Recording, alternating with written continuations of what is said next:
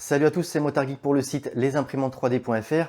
On se retrouve dans cette vidéo non pas pour parler d'une imprimante 3D, mais de trois imprimantes 3D, les trois déclinaisons de la petite Elegoo Neptune 3 que je vous ai déjà présenté sur la chaîne il y a quelques mois déjà et dont je vous invite à regarder la vidéo si ce n'est pas déjà fait.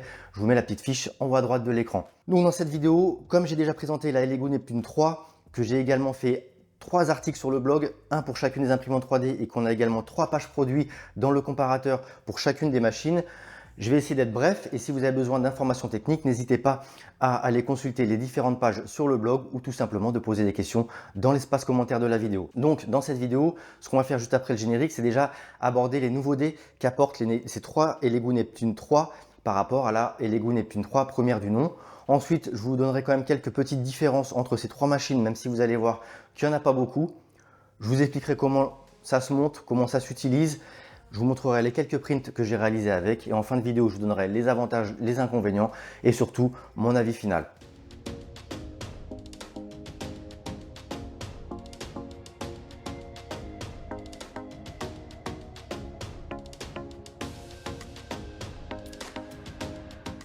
En introduction, j'ai même pas pensé à vous donner les trois noms de ces trois déclinaisons de Neptune 3. Donc on a la Neptune 3 Pro juste là avec le plus petit volume d'impression, la Neptune 3 Plus avec un volume d'impression moyen et la Neptune 3 Max avec un gigantesque volume d'impression. Donc ces trois machines par rapport à la Neptune 3 première du nom, elles apportent déjà un extrudeur Direct Drive Dual Gear, donc à double engrenage, qui permet de sortir n'importe quel type de filament et surtout les filaments souples sans aucun souci et dans tous les cas de figure avec une gestion très fine et très précise de la rétraction. Attention, j'ai déjà expliqué dans plusieurs de mes vidéos, le fait d'avoir un extrudeur déporté de type Bowden ne veut pas dire qu'on ne peut pas imprimer de TPU. La preuve, la première Neptune 3 le faisait sans problème, même si personnellement je préfère avoir du Direct Drive. Donc on a un extrudeur Direct Drive avec double refroidissement de la pièce imprimée, un refroidissement du corps chaud. Corps chaud, attention avec un head break qui n'est pas full métal. Donc on a le PTFE qui descend jusqu'à la buse. Donc même si la buse est donnée jusqu'à 260 degrés en température maximum, mieux vaut éviter de dépasser les 230-240, sinon on va cramer le tube en PTFE dans le head break et ça va faire des bouchages. Donc on a deux ventilateurs pour la pièce comme je disais, un ventilateur pour le corps chaud, un petit levier ici pour venir insérer le filament. On peut voir sur le dessus la petite roue crantée qui bouge, qui est témoin de l'activité ou non de l'extrudeur. Donc ça c'est pratique et c'est le même pour les trois machines. Donc là-dessus, il n'y a pas de différence. Et à noter tout de même avant d'aborder les autres nouveautés, c'est qu'on a des nappes qui viennent se clipser donc sur l'extrudeur. C'est facile à monter et en plus elles sont sécurisées avec des petits clips. Donc elles ne risquent pas de se débrancher en cours d'impression avec les vibrations et de créer des courts-circuits et de venir cramer l'extrudeur, la carte mère ou même la lime, on ne sait jamais. Et donc, autre nouveauté, le double axe Z avec deux moteurs, deux tiges trapézoïdales et une courroie de synchronisation qui permet à l'axe X de bien monter toujours à la même hauteur de chaque côté. Et ça, sur les trois machines, encore une fois, pas de différence. Et donc, comme vous pouvez le voir sur la Max et la Plus, on a une barre de LED en haut du portique qui éclaire la machine. Ça lui donne un style. En réalité, surtout lorsque le print est en bas, au niveau du Z égale 0, bah, ça n'éclaire que très peu la pièce. Donc c'est un petit peu dommage, j'aurais bien aimé qu'on ait des LED au moins tout le long du portique, de haut en bas et pas seulement juste en haut ici. Il y en a également sur la Pro, sauf que je ne l'ai pas allumé, je vais vous expliquer juste après ensuite lorsqu'on abordera les différences entre les trois machines. Et donc la dernière nouveauté, vous l'aurez compris sur la Max et sur la Plus, c'est qu'on a un grand volume d'impression, mais même la Pro apporte quelques centimètres en plus en termes de volume d'impression par rapport à la Neptune 3 classique. Donc voilà, c'en est tout pour les nouveautés par rapport à la Neptune 3. Et en termes de différence entre ces trois-là, donc on a le lit d'impression. Sur la Neptune 3 Pro, on est sur un plateau de 225 par 225 mm et on a 28 cm de volume d'impression en hauteur. Sur la Plus, on passe sur un lit de 330 par 330 et 400 mm de hauteur en termes de volume d'impression. Et sur la Max, c'est du 420 par 420 par 500. Donc là, on a un volume d'impression qui est immense. Attention, ça commence déjà à être encombrant sur la Plus. Sur la Max, il faut vraiment avoir de la place parce que le lit, comme vous pouvez le voir, il recule derrière, il dépasse la machine et même chose à l'avant et avec les câbles, ça fait en profondeur quasiment 1 mètre. On est à 95 cm minimum si on ne veut pas venir forcer sur le câble d'alimentation du lit derrière. On est à 60 cm de large et quasiment 1 mètre de haut en prenant en compte la bobine qui est installée, petite bobine de chez Airy One. Donc voilà, c'est une très grosse machine qui permet d'imprimer des gros objets ou plein de petits objets sur le plateau, mais elle est très encombrante. Et donc le lit, je ne vous l'ai pas dit, on va enlever les prints sur la plus, hop, le gros stitch. On est sur un lit en PEI texturé. Le PU que d'un côté, que du côté texturé. Il n'y a pas de PU lisse de l'autre côté, c'est de l'alu. Donc attention, c'est du métal, je ne sais pas si c'est de l'alu. Attention, si on imprime dessus, ça colle quand même moins que du PEI. Évitez de faire des grosses pièces là-dessus, mais c'est vrai que le rendu est sympa de la première couche lorsqu'on n'est pas en texturé. Donc amovible, flexible pour venir retirer les objets et surtout magnétique pour pouvoir le remettre sans prise de tête et pour que ça tienne bien sur le plateau sans avoir besoin de quelconque pince. Il est flexible, mais encore une fois sur ce type de plateau chauffant, lorsque le plateau redevient froid, l'objet en général se décolle tout seul. On n'a même pas besoin de venir enlever la plaque et de la plier, sauf lorsqu'on est sur vraiment des très gros objets. Mais en tout cas, lors de mes tests, j'ai jamais eu besoin de l'enlever. Et puisqu'on parle du plateau, ça me fait penser à une des premières différences entre les trois machines qui n'est pas abordée dans le tableau récapitulatif des différences qui est fourni par Elegoo, que vous pouvez retrouver sur les différents tests que j'ai publiés sur le blog. Le grand lit chauffant ici, qui peut chauffer jusqu'à 100 degrés dans les trois cas de figure. C'est le seul lit sur la Max, c'est le seul lit qui est isolé en dessous. On n'a pas d'isolation ici sur les deux plus petites machines. Pour chauffer à 60 degrés, quelle que soit la machine, puisque vous allez voir par la suite, elles n'ont pas les mêmes alimentations, il faut bien 3 à 4 minutes pour avoir une température stable. Je vous en ai pas parlé pour l'extrudeur. Pour monter à 220 degrés, il faut bien 2 bonnes minutes. Donc quand on est habitué comme moi à du corps de chauffe en céramique, comme j'ai mis sur la V400 ou même sur la Bamboo Lab, on peut trouver ça long, mais en gros, on lance un print, elle est en 4 voire 5 minutes grand maximum. Donc ça reste raisonnable.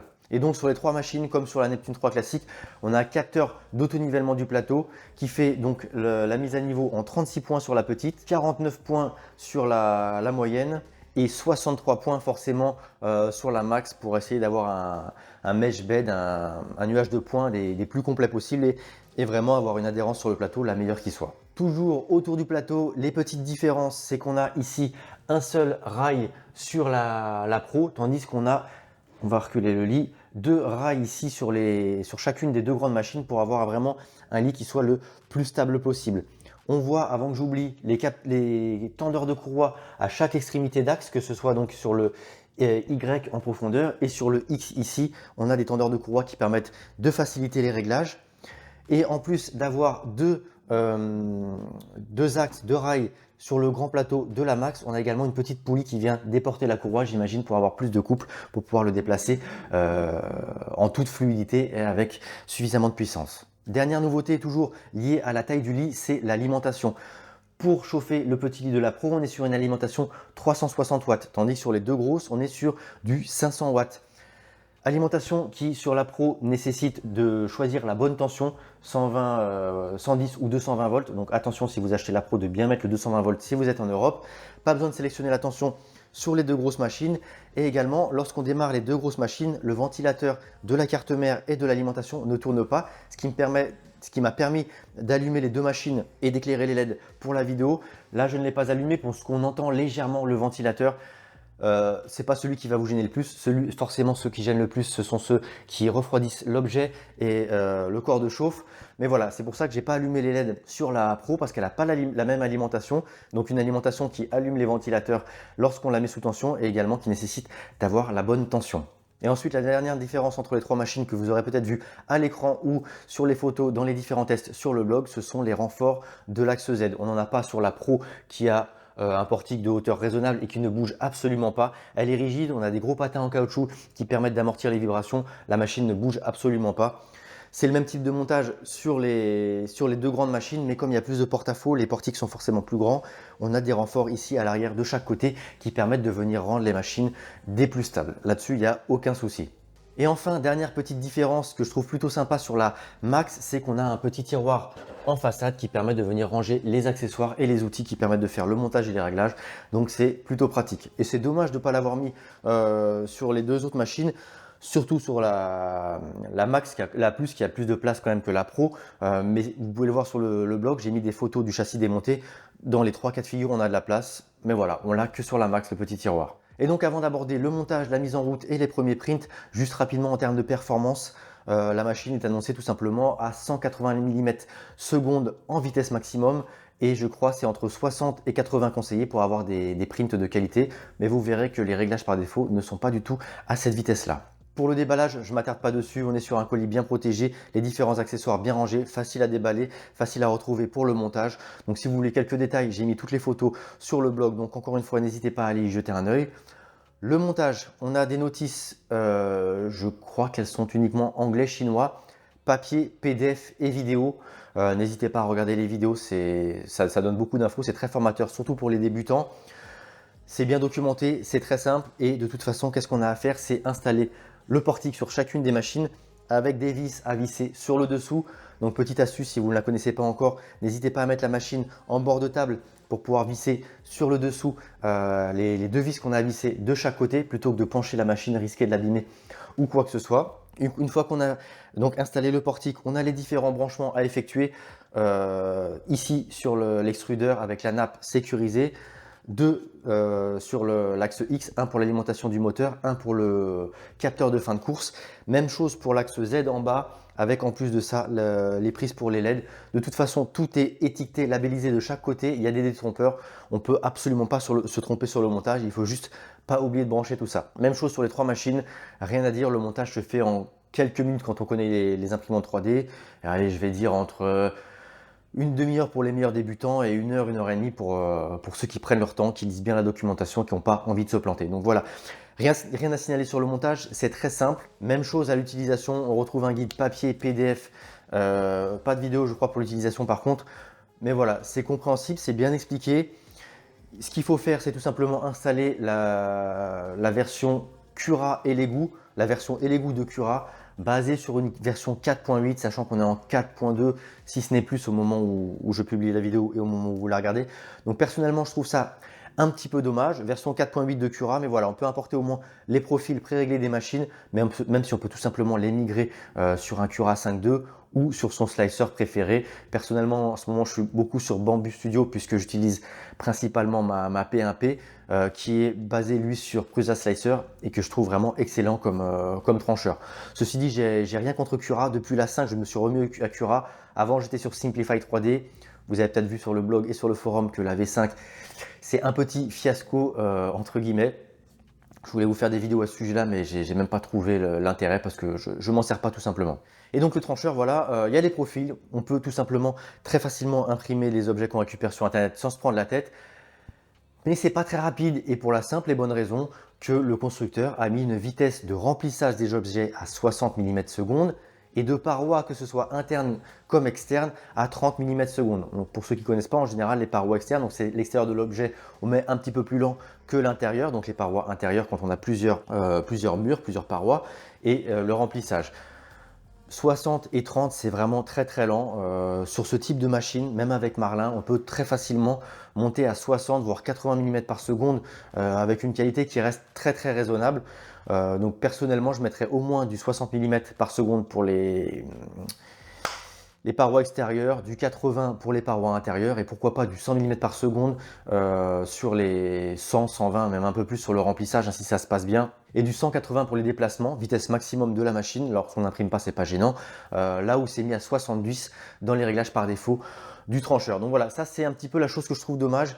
On est sur des profils Cura qui sont quasiment stock lorsqu'on crée une machine sur Cura. Il y a très peu de travail de la part du constructeur. Et c'est, je pense, le plus gros, entre guillemets, point noir, défaut de ces machines. Tout à fait corrigeable puisque c'est libre à chacun de faire ses propres tests, ses propres expérimentations pour trouver les réglages qui lui vont le mieux, que ce soit en termes de vitesse et de qualité. Donc ce que je vais faire maintenant, c'est que je vais essayer de vous montrer à la caméra quelques-uns des prints que j'ai réalisés. Ils ne sont pas tous là puisque ça fait quelques temps quand même que j'ai les machines en test et que déjà mes enfants ont pris les objets. Il y en a d'autres qu'on a fait pour des anniversaires pour filer aux enfants et il y en a d'autres que j'avais fait à l'époque de Noël pour les offrir à Noël. Vous pouvez retrouver toutes les photos en tout cas sur le blog. Il y a des prints plutôt sympas et avec des boîtes Lego, des têtes de Lego pour ranger des objets dedans. Donc voilà, n'hésitez pas, encore une fois, je me répète, hein, mais les articles sur le blog sont complémentaires à cette vidéo qui est elle complémentaire aux articles sur le blog. Donc les prints par défaut qui sont sur la carte SD, un seul à chaque fois. Alors voilà, c'est vrai que l'éclairage est un peu fort. Je vous les montre très rapidement, mais le print par défaut de la carte SD est très clean, c'est le petit Bouddha. On l'a donc 3 fois sur les 3 machines, je ne vous le montre pas à chaque fois. On a du Benchy de couleur, puisque j'avais plus de filaments. Ah oui, c'est vrai que je vous en ai pas parlé, mais c'est un petit point noir quand même. On n'a pas beaucoup de filaments fournis avec la machine. C'est un échantillon qui n'est même pas sur une bobine. C'est pas très pratique. Je vous parlais du TPU, forcément en direct drive, ça passe super bien. Vous pouvez le voir là, les seuls quelques défauts qu'on a, c'est sur les porte-à-faux. Mais voilà, le print est nickel, il sort bien et forcément, voilà, on peut presser dessus. C'est souple, première couche nickel, accroche nickel, rien à dire pour le TPU. On a du classique Kickstarter Torture Test modélisé en partenariat avec Autodesk, qui montre encore une fois que la machine est offre une très bonne qualité d'impression avec, grâce au Direct Drive et une rétractation bien gérée, quasiment aucun stringing.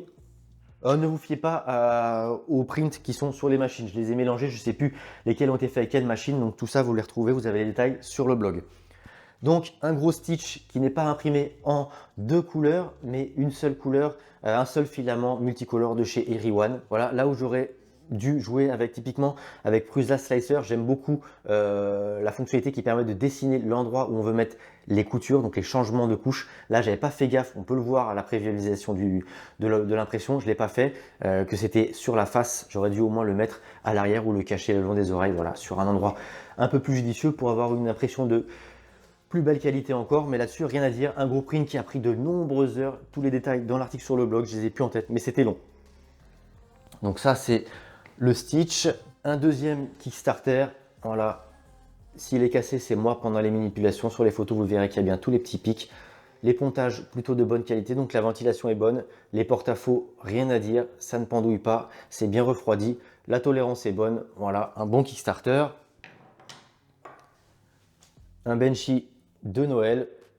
Voilà, rien à dire à son sujet. La qualité est bonne, surtout pour les petits détails en surplomb sans support. Différents tests de calibration. Voilà, on en a un ici assez compliqué. Le blanc avec l'éclairage, je suis désolé, c'est pas très lisible. Et on a un Shape Cube en bleu, bleu Giant Arm, pas cher sur Amazon. Je crois que j'ai été trouvé à 17 € le kilo, c'est vraiment pas cher. Le dernier Kickstarter, vous pouvez voir que les petits cylindres sont restés sur la machine. Voilà, encore une fois, un print de bonne qualité. On n'a pas de vibration visible. Des porte-à-faux nickel. Deux Benchy de couleurs différentes. Hop. Hop, contrairement au blanc, le noir, lui, est un poil trop sombre. Et un gros objet, alors lui, je sais que je l'ai imprimé avec la plus, et on était quasiment à la hauteur maximum sur le Z, imprimé en mode vase. Pour le coup, c'était quand même assez rapide vu que c'est un mode vase. Je vous mettrai encore une fois les durées d'impression sur le blog. Et il restait un petit truc à aborder au niveau du workflow que vous avez peut-être vu de toute façon sur le test de la Neptune 3. Le petit écran déporté, qu'on peut déplacer, qui est sur un support aimanté. Interface qu'on peut mettre en français, que personnellement je laisse en anglais pour éviter les traductions un peu hasardeuses, mais c'est en français pour ceux qui sont allergiques à l'anglais. Les menus sont très intuitifs. On retrouve les options de base, que ce soit pour avant le print ou pendant le print. On peut régler par exemple l'espace entre la buse et le plateau si jamais ça n'avait pas été fait correctement lors de la mise à niveau du plateau automatique. Pour ceux qui veulent aller un petit peu plus loin, on a quelques réglages avancés, mais on ne va pas pouvoir aller très loin. Notamment, on peut régler le pas du moteur pour avoir une extrusion bien calibrée. Mais ça va s'arrêter là. On est sur un Marlin entre guillemets de base. Voilà, c'est pas fait pour bidouiller dans tous les sens et faire tout un tas de réglages. Donc on va pouvoir du coup aborder la conclusion. Peut-être, je vais vous lister quand même quelques points positifs et quelques points négatifs sur la machine. On va commencer par les points positifs. Ce sont des machines qui sont accessibles, simples d'usage, simples de montage, simples d'usage, qui sont silencieuses, même si forcément on a toujours un peu de ventilation qui tourne, mais les moteurs sont silencieux, les mouvements sont silencieux. Donc ça fait partie des machines les plus silencieuses dans cette gamme de machines. Quelle que soit la déclinaison, on est sur des machines qui sont très rigides. Là-dessus, il n'y aura pas de souci en termes de qualité d'impression, même sur la Pro, sans les renforts, rigidité exemplaire. On a un lit amovible en PEI texturé, flexible, magnétique, avec une mise à niveau automatique, donc ça c'est parfait. Chauffant dans tous les cas de figure, isolé sur celle-ci, c'est un plus. On a des tendeurs de courroie qui facilitent les réglages sur chacune des machines pour chacun des axes, donc ça c'est cool. En parlant de réglage, j'ai oublié de vous parler des excentriques. Rien à signaler, c'est commun sur toutes les machines. On doit régler les excentriques ici, ici, ici, donc sur l'axe Z, l'axe X et également sur l'axe Y. Sur l'axe Y, que ce soit sur la plus ou sur la max, on a les molettes de réglage du lit, réglage manuel à effectuer avant le réglage automatique qui gêne un petit peu l'accès aux vis excentriques. Donc ça, c'est pas pratique. On n'a pas ce problème-là sur la Pro, j'en ai pas parlé parce qu'elle n'a tout simplement pas de molette de réglage du lit. Comme il est petit, il est en dur et ça, c'est cool. Et donc ça fera partie des points négatifs, mais je voulais être sûr de ne pas l'oublier et de vous le mentionner puisque je ne l'avais pas fait auparavant. Donc on revient au point positif. On était sur les tendeurs de courroie, et ben on va finaliser avec le management cable qui quand même si on est sur de la gaine tressée, c'est plutôt classe, c'est bien sécurisé avec des pièces en dur à l'arrière du lit, des riselants et également une nappe verrouillée sur l'extrudeur. Donc voilà, on a un management cable qui est clean et une machine qui est, je trouve, sexy. On n'est pas sur du métal de base, on dirait que c'est teinté dans la masse, c'est sérigraphié, il y a des décorations sur le châssis. Donc voilà, ce sont des belles machines. La petite, on peut tout à fait la mettre sur un bureau et elle passera presque inaperçue, même si ça fait moins sexy évidemment qu'une X1 carbone de chez Bamboo Lab ou d'autres machines carénées et autres. On reste sur des machines qui sont jolies et bien habillées. Et donc maintenant, venons-en au point négatif. Plus la machine est grosse, plus elle est encombrante forcément. Donc voilà, on a l'encombrement. Même sur une petite comme ça avec le lit qui bouge d'avant en arrière, on est plus profond que sur une Core XY où le lit monte et descend. Mais là, ça reste raisonnable. Là, ça commence à être imposant. Là, c'est très très imposant. Ensuite, on a les LED. C'est cool, elles éclairent bien, c'est joli, mais elles n'éclairent pas assez bien l'objet à mon goût lorsqu'il est en train de s'imprimer. Comme je vous le disais juste avant, les vis excentriques qui ne sont pas pratiques à accéder sur ces deux machines-là au niveau du lit, alors que là, puisqu'on n'a pas de molette de réglage sur la Pro, ça va tout seul. Et puis pour finir, les réglages de Cura qui sont à mon goût trop conservateurs, trop proches des réglages Cura par défaut. Et ça serait cool pour qu'on puisse profiter de la vitesse maximum et de la rigidité de la machine, que le constructeur fournisse des profils un petit peu plus étudiés pour que les néophytes n'aient pas forcément à passer beaucoup de temps à étudier différents paramètres, gâcher du plastique, à faire des expérimentations et pouvoir imprimer avec différents profils de vitesse, qualité, solidité, comme on peut le retrouver encore une fois. Hein, je vais pas arrêter de citer Bamboo Lab, mais c'est mon imprimante du moment. Et on retrouve dans leur profil fourni des réglages qui sont quand même un petit peu plus étudiés. Et donc pour conclure, ce sont trois machines qui sont très bien positionnées dans leur gamme, avec de bons équipements à des prix tout à fait raisonnables, puisqu'on retrouve la Pro à un peu moins de 300 €, je crois, 280 environ en fonction des boutiques, 330 pour la Plus, environ en fonction des promotions et autres, hein, des fois ça monte, des fois ça descend, et dans les 440 pour la Max, donc pour un volume d'impression comme on a là, c'est quand même très accessible en termes de tarifs. Si on compare à une V400, à une P1P ou encore plus à des machines à plus de 1000 € comme la X1, voilà, on est sur des machines qui sont plus abordables, surtout lorsqu'on est sur les plus petites et qui restent quand même donc très faciles à monter, très simples à utiliser et relativement efficaces en termes de qualité. Et puis, on ne sait jamais, pour ceux qui voudront aller un petit peu plus loin, là on est sur du Marlin, on pourrait très bien imaginer les passer sous clipper avec un pad, que ce soit le Speeder Pad de chez FLSun, le Sonic Pad de chez Creality, ou peut-être, je ne sais pas s'il y en a un ou s'il y en a un à venir, pourquoi pas un pad clipper chez Lego. À partir du moment où on a un port USB et qu'on sait à peu près régler tout ça, qu'on sait documenter, et ben on devrait pouvoir les passer sous clipper et gagner du coup un petit peu en vitesse d'impression et aussi en qualité.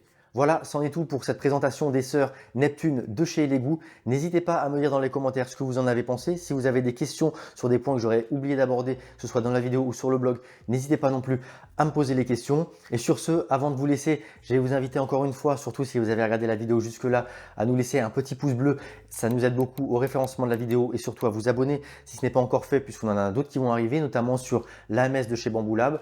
Et il me reste désormais qu'à vous dire à très bientôt. C'était Motard Geek pour lesimprimantes3D.fr.